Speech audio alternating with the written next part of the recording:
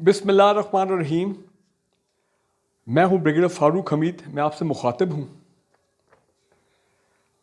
मेरे भाइयों, कितना ही इवेंटफुल वीक गुज़र रहा है रमज़ान में, जबकि नॉर्मल लाइफ जो है स्लो डाउन हो जाती है हर लिहाज से, लेकिन मैं समझता हूँ उतना ही पाकिस्तान में इवेंट्स बड़ी तेज़ी से आगे बढ़ रहे हैं।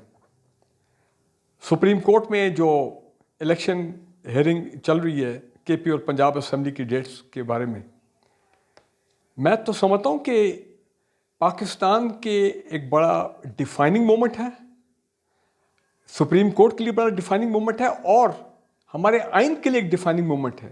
ओवरऑल मैं कहूँगा कि हम एक डिफाइनिंग फेज में दाखिल हो गए हैं और ये वीक ओवरऑल मैं कहता हूँ हमारे लिए बड़ा डिफाइनिंग वीक होगा, यादगार वीक होगा। सुप्रीम कोर्ट में जो केस चल रहा है बड़ा क्लोजली मैं उसको फॉलो कर रहा हूँ। जो हमारे ऑनरेबल जजेस की ऑब्जर्वेशन आ रहे हैं उनको भी बड़ी बारीकी के साथ, उनको बड़े गौर से हम सुन रहे हैं। हर पाकिस्तानी सुन रहा है, हर पाकिस्तानी का इंटरेस्ट है।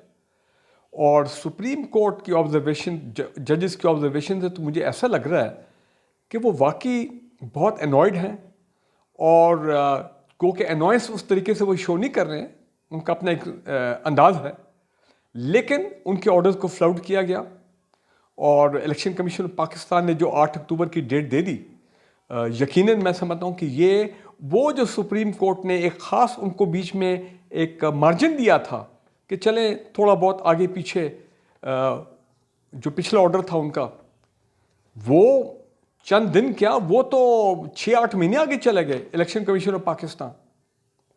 और ये कि जी पैसे नहीं हैं, भाई हमारे पास अरबों रुपए लैपटॉप के लिए पैसे हैं, हमारे पास अरबों खरबों रुपए हैं डेवलपमेंट फंड्स के लिए जो हम दे रहे हैं, प्रोजेक्ट्स के लिए भी दबा के पैसा जो दिया जा रहा है, लेकिन 20-25 अरब जो है वो हम नहीं दे सकते इलेक्शंस के लिए। और दहशतगर्दी, जाहिर बात है दहशतगर्दी कोई भी नई तो नहीं है, पहले भी पाकिस्तान में दहशतगर्दी होती रही है। फिर क्या हमारे पास ये जवाब होगा, क्या जस्टिफिकेशन है कि 8 अक्टूबर को उस वक्त तक दहशतगर्दी अल्लाह करे ख़त्म हो जाए, लेकिन ये तो एक प्रोसेस लंबा है जो तो चलता है, टेक्स टाइम। और सुप्रीम कोर्ट ने भी ये एक बड़ा अच्छा जुमला उन्हें आया जो कि मैं समझता हूँ अभी तक मदर ऑफ ऑल जुमलाज है जो कि बोले गए इस हेयरिंग में कि जनाब वो क्या मुआवजा होगा 8 अक्टूबर को कि सब ठीक हो जाएगा, वर्ड्स टू दैट इफेक्ट। सो ये मुझे लग रहा है कि मामलात बहुत जल्द फैसले की तरफ जा रहे हैं और शायद आने वाले दिनों में, मैं नहीं समझता हूँ कि ये मामला अगले हफ्ते तक चला जाएगा, लेकिन आने वाले दिनों में वर्डिक्ट आएगा। और मुझे इसमें कोई शक नहीं है, मेरी प्रेडिक्शन भी है कि ऑनरेबल अदलिया, ऑनरेबल सुप्रीम कोर्ट के पास कोई चॉइस ही कोई नहीं है कि वो अपने पिछले महीने वाले जो उनके ऑर्डर्स हैं, पहली मार्च के ओरिजिनल ऑर्डर्स कि 90 दिन में इलेक्शन कराओ या चंद दिन आगे पीछे, वो उसको इम्प्लीमेंट करेंगे, उसको रीइंफोर्स करेंगे। और बल्कि मैं तो समझता हूँ कि उनको कोई ऐसा मैकेनिज्म भी कुछ करना चाहिए जिस पे कि ये देखें कि उनके ये जो अब फैसला जो आएगा वो उसको उसकी डिफाइंस नहीं होनी चाहिए और उसको के लिए कोई ओवरसाइट मैकेनिज्म कोई ऐसी चीज़ होनी चाहिए। तो आई एम श्योर जो भी फैसला होगा वो पाकिस्तान की बेहतरी के लिए होगा, हमारे आइन की बालादस्ती, रूल ऑफ लॉ की बालादस्ती के मुताबिक ही होगा इंशाल्लाह। दूसरा,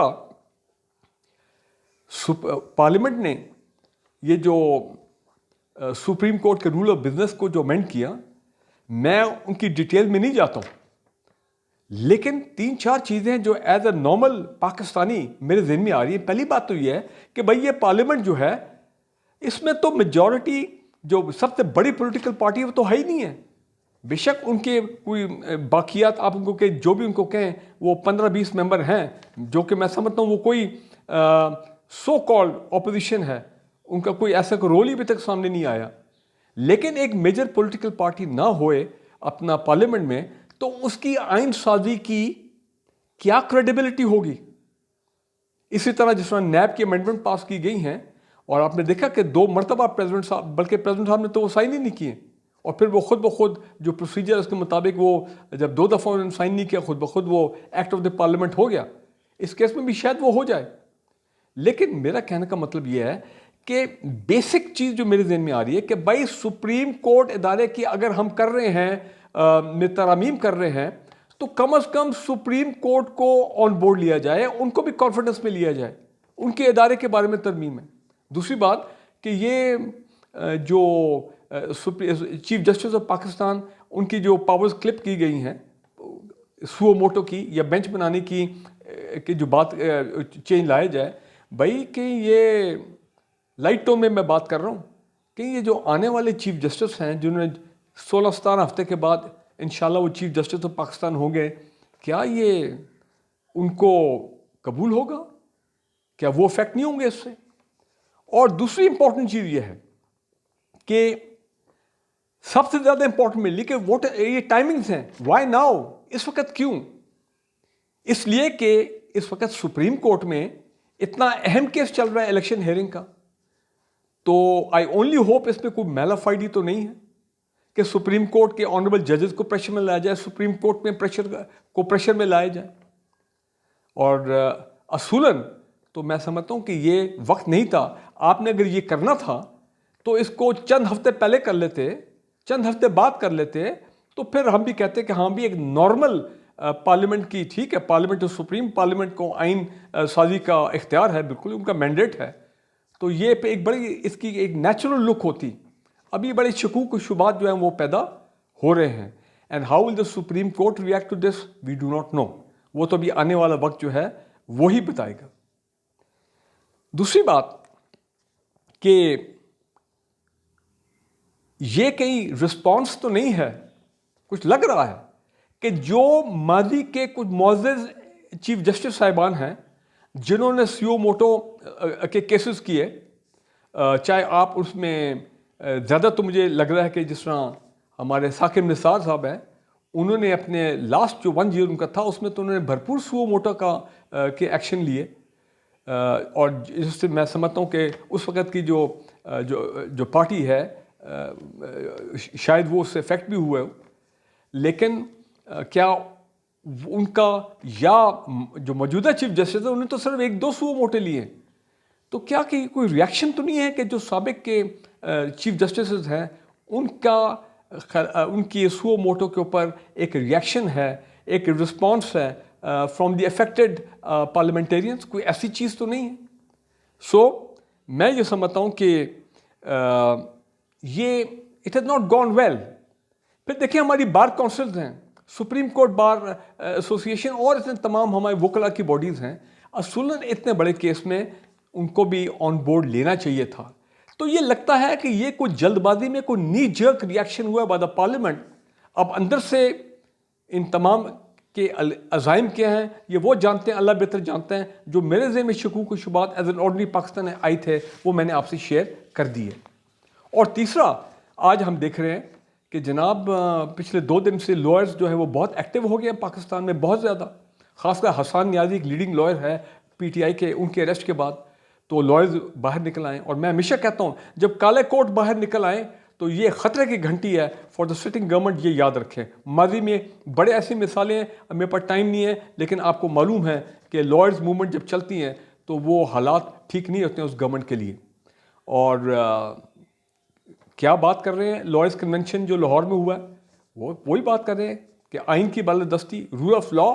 और एक बात वो बार बार एम्फसाइज कर रहे हैं कि अगर पाकिस्तान में आइन शिकनी को कबूल कर लिया गया और ये प्रेसिडेंट सेट हो गया तो ये पाकिस्तान के मुस्तकबिल के लिए ये बिल्कुल ठीक नहीं है। ये it is very dangerous for the state of Pakistan, the future of the constitution. ये हालात बहुत ख़राब हो जाएंगे। और मैं हमेशा ये कहता हूँ कि जब कभी आइन के मामलात, आइन की माजी में ठीक है मिलिट्री रूलर्स उनके दौर में ये आइन शिकनी हुई है, मैं मानता हूँ वो तमाम चीज़ें, लेकिन डेमोक्रेटिक गवर्नमेंट के दौरान ये आइन शिकनी अगर होती है उसकी, अगर सुप्रीम कोर्ट अल्लाह ना करे कि अगर वो कभी कोई लीनियंसी शो कर दें, कोई मसलत का शिकार हो जाएं, will be very dangerous for our future. और तीसरी इंपॉर्टेंट चीज़ जिससे मुझे बड़ी परेशानी हुई है कि जनाब पिछले तीनों गवर्नमेंट्स में, चाहे PTI हो, PMLN हो, पीपल्स पार्टी, मैं कहता हूँ कमाल किया। हमने डोजियर बनाए, हुकूमत पाकिस्तान ने डोजियर बनाए, और हमने इंडियन आर्मी का, इंडियन अपना ऑक्युपाइड कश्मीर में, इलीगली ऑक्युपाइड कश्मीर में जितनी उनकी ह्यूमन राइट्स की वायलेशन हुई हैं, वहाँ पे जो फैशिज्म हुई है और जो हो रही है, चली आ रही है, और जिस तरह वहाँ पे लोगों का कत्लेआम है, एक्स्ट्रा जुडिशियल किलिंग्स हैं, मैस ग्रेव्स हैं, पता नहीं क्या कुछ है जो चल रहा है, जिस तरह पैलेस्टीनियंस के साथ होता है, इसराइल ने किया है, इसराइली कर रहे हैं, वही मॉडल वहाँ पे चल रहा है। लेकिन मुझे बड़ा अफसोस से देखना पड़ा कि अब 2 दिन पहले ठीक है, अब वो पीटीआई ने किया है, जो कि मैं समझता हूँ उनको अवॉइड करना चाहिए था, लेकिन पीटीआई ने डोजियर बनाया है और प्रेस कॉन्फ्रेंस की है, और वो डोजियर भेजने तमाम international human right organization, united nation, ये तमाम इदारों को, ये जो पाकिस्तान में पिछले काफ़ी कुछ अरसे से हम देख रहे हैं जो फस्तायत है, एक्स्ट्रा जुडिशल मामलात, उस किस्म के तशद्दुद सियासतदानों पे, दहशतगर्दी के मुकाबले, ये तमाम चीज़ें जो हम देख रहे हैं, और जो एक सिटिंग डेमोक्रेटिक गवर्नमेंट, मैं तो उन्हीं को जिम्मेदार ठहराऊंगा, क्योंकि उन्हीं के दौर में ये सब कुछ हो रहा है और वही नज़र आ रहा है, वही कर रहे हैं, उन्हीं की पुलिस है, उन्हीं के ये सिविल इदारे हैं।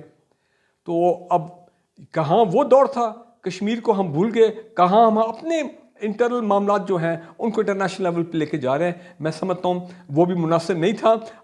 हमें अपने घर के जो मसले हैं, घर के अंदर घर में रह के उनको हल करना चाहिए, कानून का रास्ता इख्तियार करना चाहिए, रूल ऑफ लॉ के लिए स्ट्रगल करते रहने चाहिए। इसी में हमारी जो है वो हमारा मुस्तकबिल है और हमारी आफियत है। बहुत शुक्रिया। पाकिस्तान जिंदाबाद।